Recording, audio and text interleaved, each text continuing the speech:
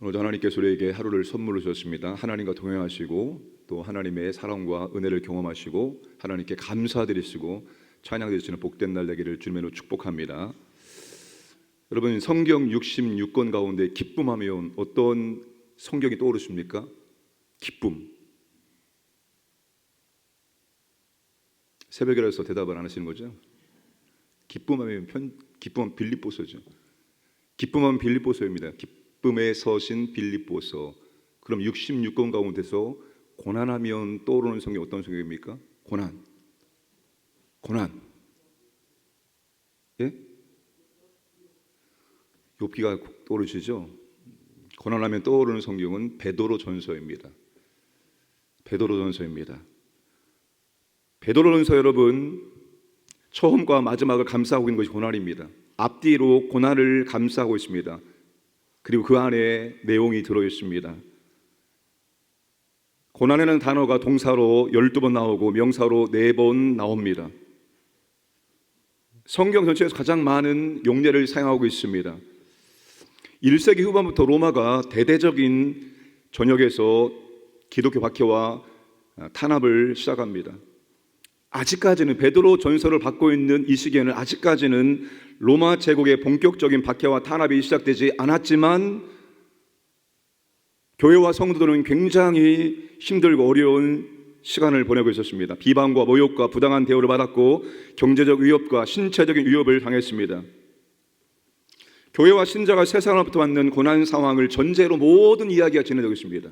고난이 베드로전서의 전제입니다.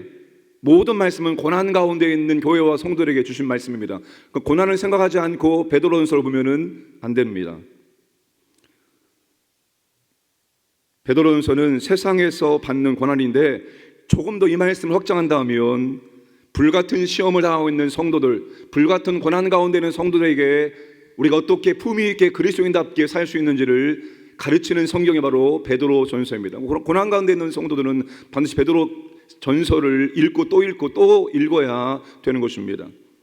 바벨론에 있는 교회에 흩어진 나그네인 교회와 신자가 고난의 배경 속에서 어떻게 하면 정말로 믿음의 삶을 살 수 있을까? 가장 중요한 게 이겁니다. 이걸 잃어버리면 고난 가운데 절대로 신자답게 교회답게 살아갈 수가 없습니다. 이걸 붙잡아야 됩니다. 그게 뭡니까? 11절 말씀을 함께 읽겠습니다. 시작. 사랑하는 자들아, 거류민과 나그네 같은 너희를 권하노니 영혼을 거슬러 싸우는 육체의 정욕을 제어하라. 지금 누구에게 말하고 있습니까? 너희들은, 사랑하는 자들아, 너희들은 거류민과 나그네임을 분명히 알아야 된다. 너희들은 이 땅의 정착민이 아니다. 너희들은 유랑민이다. 신자는 천국으로 나아가는 순례자입니다. 순례자. 여러분, 비신자가 굉장히 열심히 살고 있죠. 굉장히 열심히 삽니다. 목적지가 없습니다.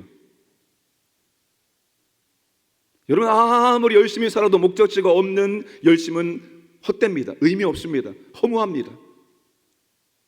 열심히 살면 살수록, 그래서 더 많은 것을 얻으면 얻을수록 허무합니다. 허탈합니다. 왜? 목적지가 없으니까. 목적지 없이 열심히 달려봤자 의미가 없어요. 신자의 목적지는 천국입니다. 하나님 부르실 때 바로 떠나야 될 사람이 신자입니다. 언제 불러도 부끄러움 없이 떠날 준비를 하며 살아가야 됩니다. 하나님이 언제 불러도 할렐루야 찬송하면서 하나님 품에 안길 수 있도록 살아가셔야 됩니다. 하루하루 사는 겁니다. 카르페 디엠. 오늘을 즐겨라. 오늘을 행복하게 최선을 다해 살아라. 여러분, 카르페 디엠이 가능하기 위해서는 모멘토모리가 가능해야 됩니다. 죽음을 기억하라. 죽음을 기억하라. 여러분, 주일 선교에 시온을 기억함이 의롭도다. 시온을 기억함이 의롭도다. 무엇을 기억하고 있느냐? 무엇을 생각하고 있느냐? 생각이 삶을 결정합니다. 그만큼 여러분 중요합니다. 우리가 무엇을 기억하고 살아가느냐. 여러분, 하루하루 천국을 바라보며 살아가야 됩니다. 조금씩 더 천국에 가까워지고 있는 거예요. 천국에 가까워지면 가까워질수록 내 마음이 흥분되어지고 내 마음이 정말로 기대가 되어지고 내 마음이 더 즐거워지고, 이게 정상입니다. 그런데 그렇게 되지 않고 있다? 문제가 있는 것입니다. 나그네 삶의 최대의 큰 장애물이 무엇일까요? 11절에 영혼을 거슬려 싸우는 육체의 정욕을 제어하라. 이 육체의 정욕이 나그네 인생의 최대한 장애물입니다. 육체의 정욕은 통제되지 않는 욕망이요 절제하지 못하는 욕심입니다. 그게 탐욕으로 빠지고, 탐욕은 우상 숭배입니다. 오늘날 크리스찬들의 가장 큰 우상이 누군지 자기입니다. 오늘날 크리스찬의 최대의 우상은 자기입니다. 자기 사랑, 자기 탐욕, 자기가 최대의 우상이에요. 유진 피터슨이 메시지에서 이렇게 번역합니다. 이 세상은 여러분의 본향이 아닙니다. 그런 이 세상에서 여러분의 안락함을 구하지 마십시오. 자기 욕망을 채우겠다고 영혼을 희생하는 일이 없게 하십시오. 내 욕심을 채우기 위해서, 내 욕망을 채우기 위해서, 더 많이 소유하기 위해서 영혼을 희생시키지 마십시오. 영혼을 관리하십시오. 주님이 마지막 십자가에서 내 영혼을 부탁하나이다. 하나님 아버지, 내 영혼을 부탁하나이다. 내 영혼. 여러분, 내 영혼을 신경 쓰고 있습니까? 자녀, 남편, 우리의 기도 제목의 50% 이상이 남편, 아내, 자녀, 50% 이상이 그거예요. 여러분의 영혼이 어떠한지를 기도하고 있습니까? 내 영혼의 상태. 지금 주님이 나를 불러도 내 영혼이 주님 품에 기쁨을 안길 수 있는 내 영혼의 상태에 있느냐? 내 영혼을 돌보고 있느냐? 내 영혼을 들여다보고 있느냐? 내 영혼을 주님이 기뻐하시는 영혼의 상태로 만들고 있느냐입니다.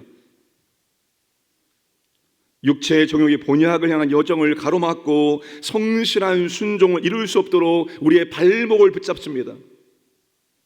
그래서 여러분, 육체의 정욕을 조절하고 통제해야 됩니다.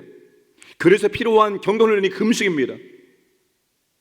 여러분, 금식은 경건훈련 가운데 굉장히 중요한 훈련입니다. 사람의 가장 강력한 욕구가 먹고 사는 욕구, 생명을 유지하는 욕구입니다. 먹지 않는 것이 금식의 육체의 정욕을 통제하는 가장 중요하며 기본적인 훈련입니다. 여러분, 모든 욕구를 조절할 줄 알아야 됩니다. 내 마음대로 하고 싶은 것 다 하면서 살아서 안 됩니다. 여러분, 내가 하고 싶은 건 다 하면서 살면서 언제 내 영혼을 돌봅니까? 언제 주님이 기뻐하시는 일들을 감당합니까? 내 할 거 다 하고 내 쓸 거 다 쓰고 언제 영광합니까? 내가 여행 갈 거 다 여행 가면서 언제 합니까? 절제하고 조절해야지만 주님의 나라와 영광을 위해 살 수 있고, 절제하고 조절할 때 가벼운 마음으로 우리가 본향을 향하여서 나아갈 수가 있다는 것입니다. 우리는 나그네이기 때문에 이 세상에서 다른 가치관과 다른 삶의 방식을 보여주며 살아야 됩니다. 자연계시와 특별계시가 있습니다. 여러분, 하나님께서 우주 만물을 창조하기 때문에 로마서 1장 18절 19절 말씀에 근거해서 모든 창조물에는, 모든 피조물에는 하나님의 지혜와 권세와 능력이, 하나님의 신성이 곁들여 있습니다. 신비하죠. 놀랍죠. 환호성을 터칠 만큼 뷰티풀, 원더풀. 누가 만들었을까? 이런 고백합니다. 누가 만들었을까? 이런 고백하고 있어요. 하나님 만드셨죠. 그런데 그 자연계시를 통해서, 역사를 통해서는 하나님을 온전히 만날 수가 없습니다. 특별계시를 통해서 하나님 만날 수 있습니다. 하나님을 올바로 알 수 있습니다. 특별계시가 허용된 사람들이 바로 구원받은 사람들이죠. 구원받은 사람들에게만 특별계시가 허용되는 거예요. 안 믿는 사람들, 주님을 영접하지 않는 사람들이 아무리 성경 읽어도 하나님 만날 수 없습니다. 그들의 눈은 가려져 있기 때문입니다. 예수 안에 들어온 사람, 영접한 사람, 구원받은 사람만이 특별계시를 통해서 하나님을 올바로 볼 수 있고 하나님을 만날 수 있고 경험할 수가 있습니다. 비신자들은 여러분, 절대로 성경을 통해서도, 그리고 자연을 통해서도, 역사를 통해서도 하나님을 올바로 만날 수 없습니다. 그런데 비신자가 하나님을 만날 수 있는 유일한 방법이 있습니다. 하나님이 이렇게 만들어졌습니다. 하나님이 비신자들이 누구를 통해서 하나님을 볼 수 있을까요? 하나님 만날 수 있을까요? 교회를 통해서, 신자들을 통해서만이 비신자들이 하나님을 볼 수 있게 만들었습니다. 그게 바로 교회는 그의 몸이니입니다. 교회는 그의 몸이니, 그리스도의 몸이니, 그 몸을 통해서 주님이 이 땅 가운데 비신자들에게 주님을, 하나님을 보여줄 수 있게 만든 거예요. 그러니까 우리를 통해서만이 비신자들이 하나님을 볼 수 있습니다. 당신의 삶을 보니까 정말 하나님이 살아계신 것 같아요. 당신의 삶 보니까 나도 예수 믿고 싶어요. 당신의 삶 보니까 나도 교회 가고 싶어요. 이게 여러분 우리의 삶을 통해서 비신자들에게 보여줘야 됩니다. 12절에 너희 선한 일을 보고 오시는 날에 하나님께 영광을 돌리게 하려 함이라. 그래서 여러분 우리가 이 땅 가운데 육체의 정욕을 제어하며 나그네 인생을 살아가는 거예요. 이 땅의 전부가 아닌 것처럼, 이 땅에서 영원히 정착할 사람처럼 살지 아니하고 가볍게 몸도 마음도 삶도 가볍게 만들어서 본향을 바라보며 하루하루 살아가는 인생이 되어야 됩니다. 그런 삶을 우리가 비신자들에게 보여줘야 되는 거예요. 우리의 삶을 통해서 그들이 우리 안에 계신 그리스도를, 하나님을 볼 수 있기 때문입니다. 그런 삶을 보여주지 못하고 아무리 우리가 전도해도 너나 잘 믿으세요 이렇게 나옵니다. 그러나 여러분 우리가 삶으로 정말로 저 사람들은 뭔가 다른 사람들입니다. 저 교회 주일날 예배를 드리고 나오는 사람들의 얼굴이 왜 이렇게 밝을까? 나는 근심, 걱정, 염려, 불안 가운데 이렇게 내 마음이 괴로운데 저 교회 예배드리고 나오는 사람 얼굴을 하나같이 다 밝네, 하나같이 다 환하네, 기쁘네. 도대체 저기에 무엇이 있길래 저렇게 저 사람들의 얼굴이 환할까? 그걸 보고 여러분 그 비신자들이 두 발로 걸어와서 교회 예배에 참석해야 됩니다. 물론 우리가 입술로 전도해야죠. 입술로 예수 믿으세요라고 말해야죠. 그들이 알지 못하니까 모든 인생의 답이 예수께 있습니다라고 우리는 말해줘야 됩니다. 그러나 더 중요한 것은 우리의 삶으로, 우리의 삶의 모습으로 비신자들에게 보여주어야 됩니다. 하나님 믿는 사람들이 저렇게 사는구나, 예수 믿는 사람은 저렇게 사는구나, 그런 모습을 우리가 보여줄 수 있어야 한다는 것입니다. 두 번째, 고난 가운데 우리 믿음의 사람들이 어떻게 살면 될까요? 부당하게 고난을 받아도 참으라. 18절 19절 말씀을 함께 읽겠습니다. 사환들아, 범사에 두려움으로 주인들에게 순종하되 선하고 관용하는 자들에게만 아니라 또한 까다로운 자들에게도 그리하라. 부당하게 고난을 받아도 하나님을 생각함으로 슬픔을 참으면 이는 아름다우나. 여러분 우리가 아주 잘해주는 사람들한테 순종할 수 있죠. 기쁜 마음으로 나를 합당하게 대우해주고 나한테 잘해주는 그런 고용인한테는 기쁜 마음으로 그렇게 순종할 수 있습니다. 그런데 그렇게 하지 못하는 고용인들에게도, 아주 까다로운 사람들에게도 순종할 수 있느냐입니다. 그런데 순종하라고 말합니다.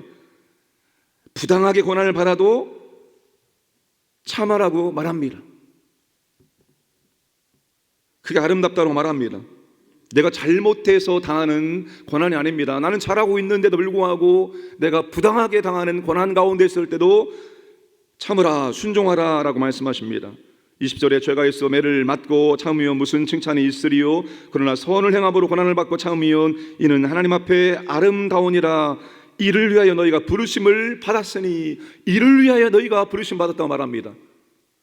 부당한 고난받을 때 기쁨으로 감사함으로 참고 순종하도록 우리가 부름받았다라고 말합니다. 이유가 뭡니까? 그게 바로 예수님이 가신 발자취를 따라가는 삶이기 때문입니다. 21절, 22절, 23절 말씀 보시면 그리스도 너희를 위하여 고난을 받으사 너희에게 본을 끼쳐 그 자체를 따라오게 하려 하셨느니라.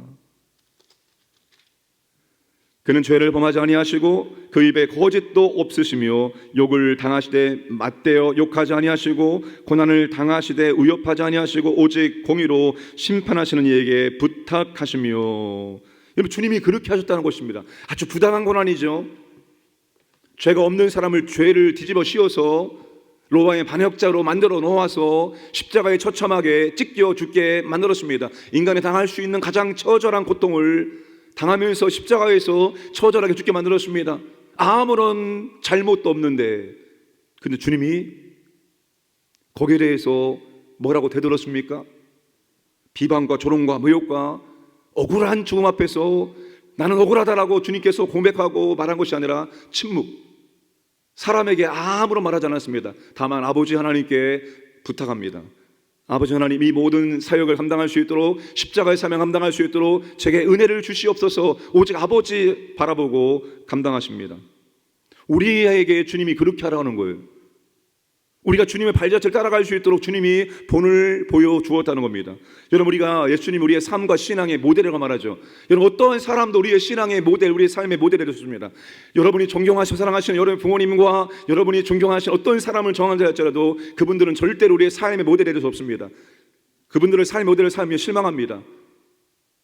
사람은 여러분 좋은 점도 있지만 실망할 점도 있습니다. 완벽한 사람은 존재하지 않습니다. 그래서 내가 아무리 존경하고 아무리 내가 사랑해도 그 사람 때문에 실망합니다. 그 사람 때문에 좌절합니다.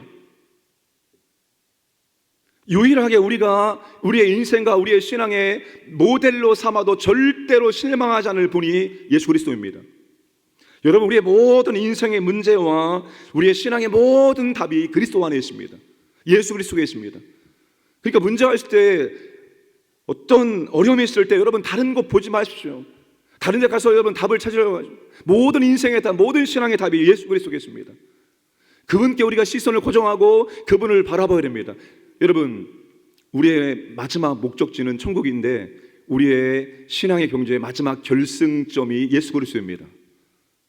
히브리서 12장 1절 2절에 우리가 믿음의 경주하고 있는데 우리의 경주의 마지막 이 목적, 마지막 결승 라인이 예수 그리스도입니다. 여러분, 달리는 사람이 결승 라인을 바라보고 달리지 그냥 달립니까? 그러니까 여러분, 우리의 신앙과 우리의 삶의 모든 문제의 해답은 예수 그리스도에 있습니다. 그분 바라보고 그분의 삶을 추적하고 그분의 사역을 추적하면 모든 답이 그 안에 있습니다. 그분을 바라보면 답이 있고 그분을 바라보고 나아가면 감당할 수 있습니다. 우리한테 주님처럼 살라고 말합니다.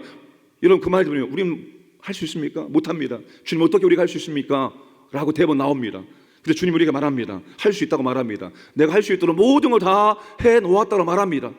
내가 너희들이 내 길을 따라올 수 있도록, 내 발자취를 따라올 수 있도록 내가 다 해놓았다고 말합니다. 그게 24절입니다 24절 말씀을 함께 읽겠습니다. 시작. 친히 나무 위에 달려 그 몸으로 우리 죄를 담당하셨으니 이는 우리로 죄에 대하여 죽고 의에 대하여 살게 하려 하심이라. 그가 채찍에 맞음으로 너희는 나음을 얻었나니.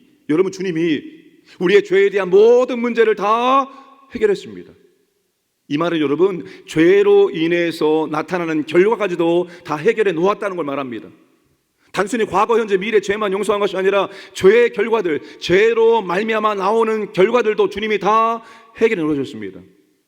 그런데 주님이 또 한 가지 하셨습니다. 그게 의에 대하여 살게 하려 하심이라 합니다.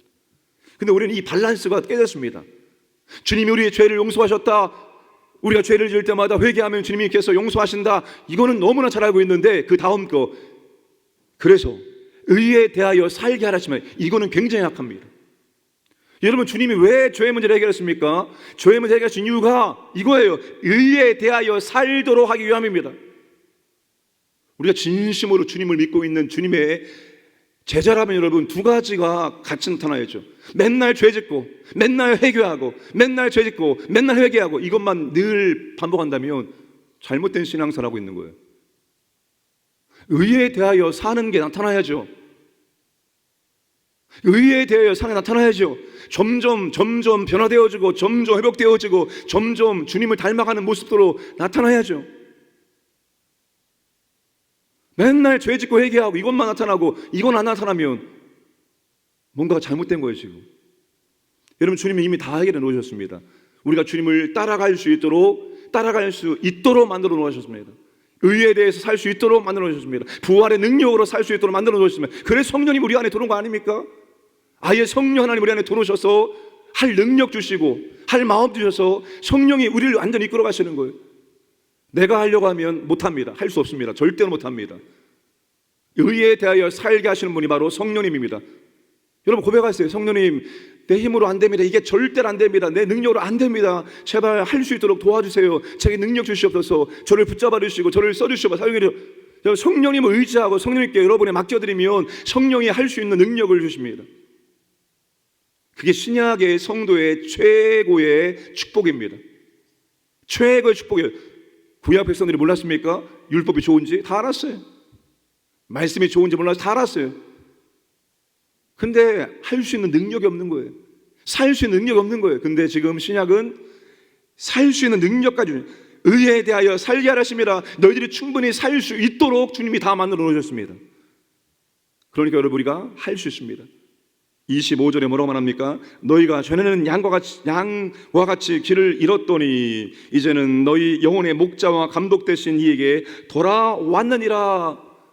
우리의 목자 계시는 예수 그리스도께서 우리와 함께 하시고 인도하시고, 그분 때문에 우리는 고난받는 세상 가운데서 불같은 시험 속에서도 우리가 그리스도인답게 주님이 가신 길을 걸어갈 수 있게 되었다는 것입니다. 그러므로 사랑하는 여러분, 우리가 이 땅 가운데 나그네 임을 기억하시고, 여러분 천국을 매일 바라봐야 됩니다. 천국을 늘 기억해야 됩니다. 그리고 욕심을 제어하고 통제해야 됩니다. 우리 이 땅에서 얼마나 많이 소유하느냐, 얼마나 많이 편하느냐, 얼마나 많이 안락하느냐, 그것 때문에 사는 게 아니에요. 그건 안 믿는 사람들의 삶의 모습이죠.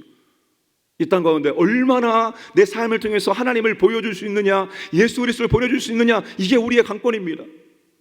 좋을 때도 나쁠 때도, 고난 가운데 있을 때도, 힘들 때도, 좋을 때도 내 안에 계신 그리스도를 보여주는 게 우리의 삶의 목적입니다. 그거 할 수 있도록 주님께서 십자가에서 죽으시고 3일 만에 부활하시고 승천하시고 성령님을 우리에게 보내주셨습니다. 그 보혜사 성령님을 통해서 우리가 그렇게 살아갈 수 있도록 만들어 놓으셨습니다. 주님 바라보시고 내주하시는 성령님을 의지하심으로 의에 대하여 사는 삶을 살아가시기를 주님으로 축복합니다.